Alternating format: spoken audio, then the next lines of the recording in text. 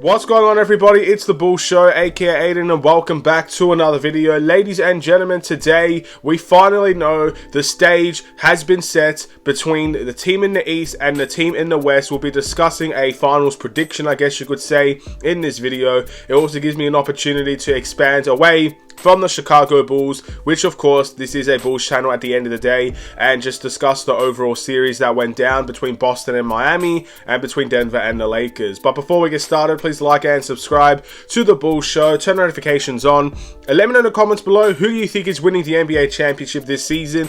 Do you think it's the underdog Miami Heat, or do you think that it's the pretty dominant Denver Nuggets? It's the two teams that will be competing in the NBA finals. Really interesting matchup, I would say. And ultimately, you know, I think at first I had a prediction in my mind. Honestly, now I think I've kind of changed my mind in many ways. But without further ado, we'll just get started on everything. I want to take a look back at some of the, obviously the previous series for both Miami and the Denver Nuggets. Let's start off with the West, considering they're the team that actually, you know, their series ended a long time ago in the Denver Nuggets and the Los Angeles Lakers. Now, I must say, for both of these series, I did miss some of these games because of, obviously, other commitments that I had to attend to, more specifically in the university basis. I couldn't have time to watch every single game of these series. I watched highlights, I watched people talk about them, so that's where I'm basing a lot of my information from. I've got to be honest, I don't really remember much of the Denver and Lakers series,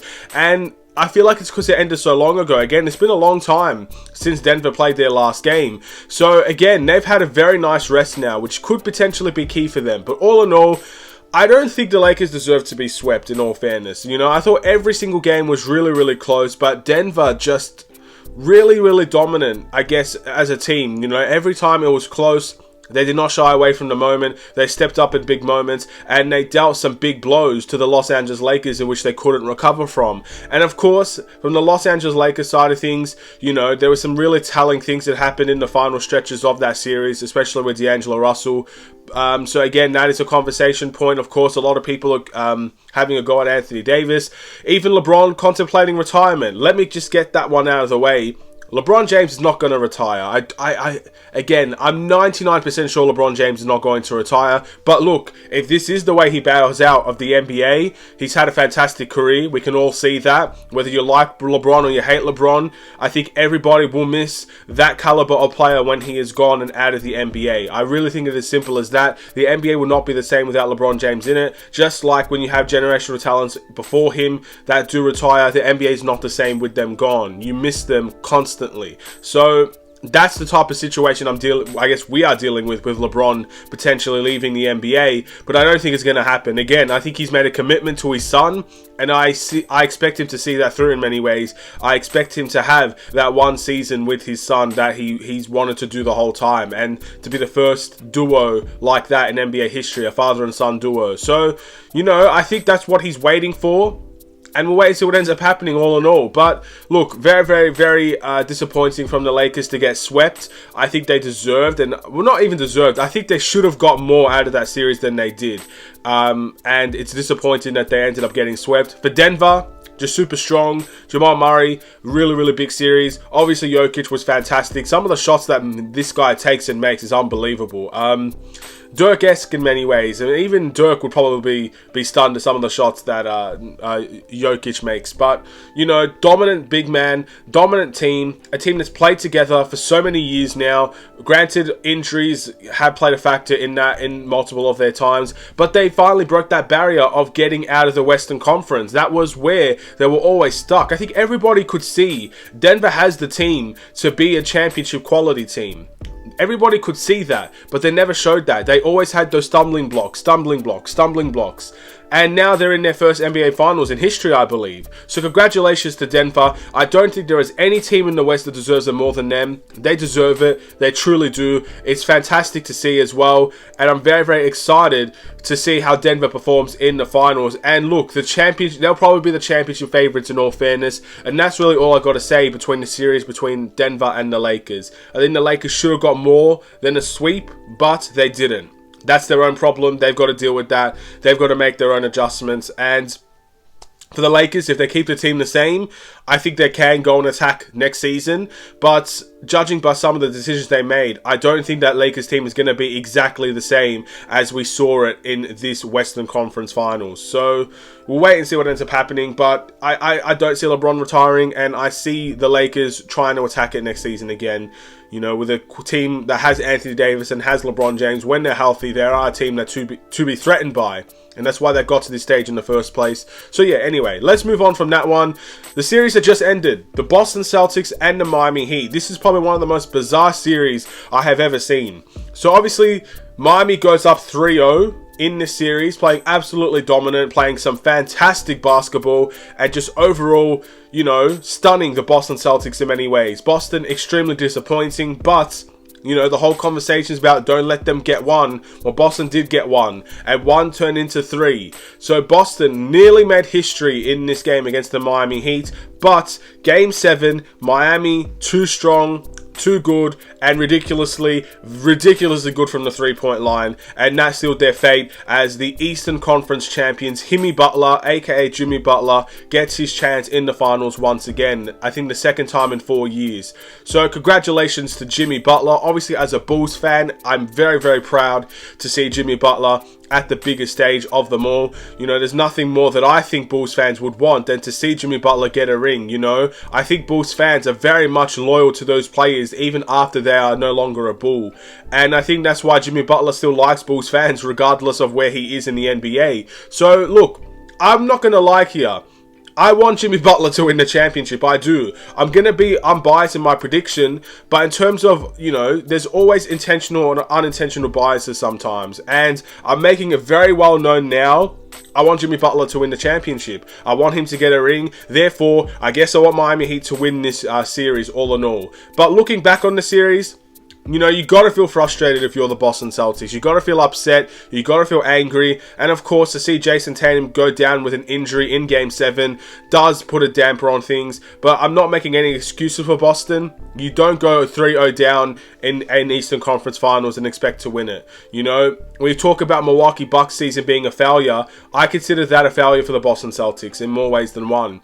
The fact that you went 3-0 down to the Miami Heat, yes, you made it all the way back. Congratulations, but you should never be down like that in the first place if you're a team that's second in the Eastern Conference and many people predicted to be the favorites to win the championship this season. So that's not good enough from Boston. Injuries or no injuries, that is not good enough from the Boston Celtics. And, you know, there's going to be scapegoats all over the place. Jason Tatum will get scapegoated. Jaylen Brown will get scapegoated. But I think all in all, from the head coach to the players of that team, I think everybody deserves their fair share of criticism. No one was perfect in that series. There were a couple of guys that stepped up, like a Derek White. He played very phenomenal from time to time. I think Marcus Smart had a decent series. But all in all, you know, you got to do better. You know, you're the second seed in the Eastern Conference. You got to do better than to go 3-0 down. If you didn't go 3-0 down in this series, you probably would be walking out in the NBA Finals. But it is as simple as that. There's a reason why no team has done this before, has come back and made history before.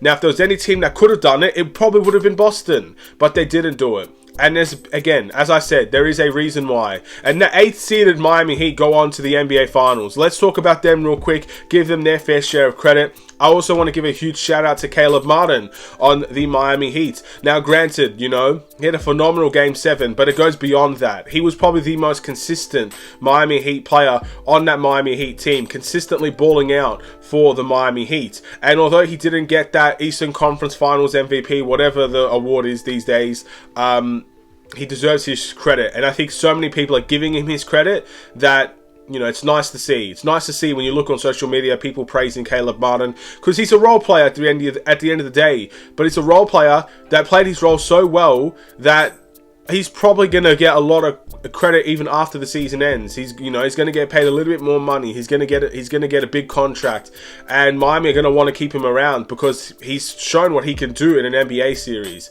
You know, he might have taken that next step in terms of his career, which is fantastic to see.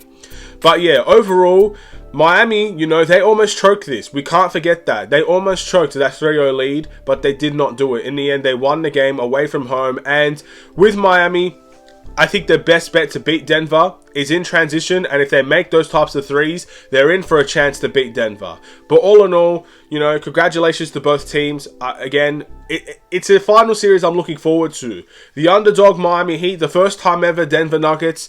This is what I've been asking for. You know, I don't want to see the same teams in the finals every single season. If we saw the Warriors and Boston again, or if we saw, you know, LeBron in the finals again, you know, we've seen it before. And look, it's okay to see them again. It's the whole point of the competition at the end of the day. But when you get to see new blood, I guess a fresh air in the NBA finals, it is nice to see. And to see Denver there is fantastic. To see Jimmy Butler there and the Miami Heat there, it is great to see as well. So let's talk about how I think this series will go.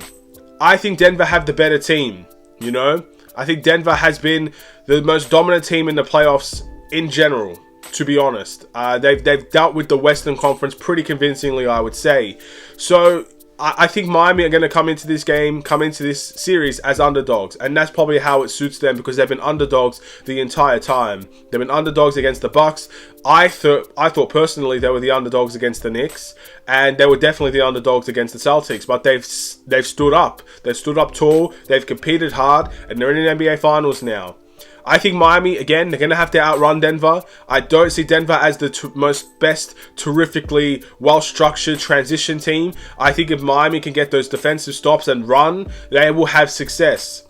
That's how I see that's how the Bulls beat them. That's how the Lakers got a lot of their success as well. It's by running. They've got to run like their lives depend on it. That's how I see Miami getting their opportunities to beat Denver. And of course, if they make their threes, it's just, you know, it will be hard to beat. But Denver, structurally, I think they have the better half-court offense. I think they have the better defense in general, in all fairness, outside of Jokic, of course. And they've just played together for so long now. They have good quality players. Their bench is just as deep as Miami's, you would say. That's a tough competition to beat. And of course, when you have an MVP caliber player like Jokic being able to dictate the play, it's going to be hard to beat. You also got to mention that Miami and Denver, I believe, like to play in zone defenses from time to time. So we got to be aware of that. I think this is going to be a very interesting matchup. You know, I think if you had a team like the Philadelphia 76ers, for example, making the NBA Finals, Joel Embiid and Jokic, you know, as interesting as that would be, I think, you know, you can kind of predict how this would go. I think small ball versus big ball, because Denver loves to play bigger and Miami loves to play smaller. It's a very interesting dilemma. Which team is going to cause the most problems in many ways? Because there are mismatches all over the floor for both teams. Which one is going to be the one that ends up, I guess, causing that most problem? But to answer the question, who do I think will win the series? I can't go against Denver right now. You know, again, I'm trying to be as unbiased as possible. You know, Denver has dealt with some very good teams. They've dealt away with the Phoenix Suns. Granted, you know, injuries and all that. But Phoenix were a team with Devin Booker and Kevin Durant. That's always a team, regardless of how many games they've played, you cannot take lightly. They dealt with the Lakers, who were from the 7th seed. They beat the reigning champions. They beat the Memphis Grizzlies, the 2nd seed. You know, that's a dangerous team. And they dealt with them fairly comfortably as well in a sweep. So I can't go against Denver, but, you know, this is the story of the Miami Heat, if they can get it done. The fact that I basically, and I'll be honest here, I want Jimmy Butler, I want Miami to win that ring. But for me to basically go against Miami every single time in this playoff picture, go against them I picked the Bucks, I picked the Knicks, I picked the Celtics to win those series. And for them to defy me every single time, I'm not going to say it's impossible for Miami to win this series. But I think it will be very, very difficult. And I think they'll be versing the best team in the NBA right there. You know, if they get the job done, great. Of course, happy. Very, very happy if they do that. I'll be happy if Denver wins as well. Again, you know, I'd love to see Denver win their first championship. So, all in all, I think I'll be satisfied with whoever wins. I have my pick of who I want to win, and I've been honest about that. But I think Denver is just the better team.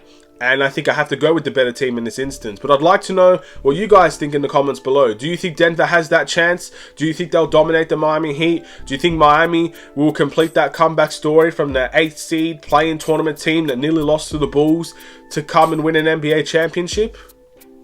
Time will tell. But thank you guys for watching. Please like and subscribe if you're new. I'll see you in the next Chicago Bulls, or not even Chicago Bulls, this is an NBA video. But if you're a Bulls fan, I'll see you in the next Bulls video. Stay safe, stay healthy, stay tuned for more.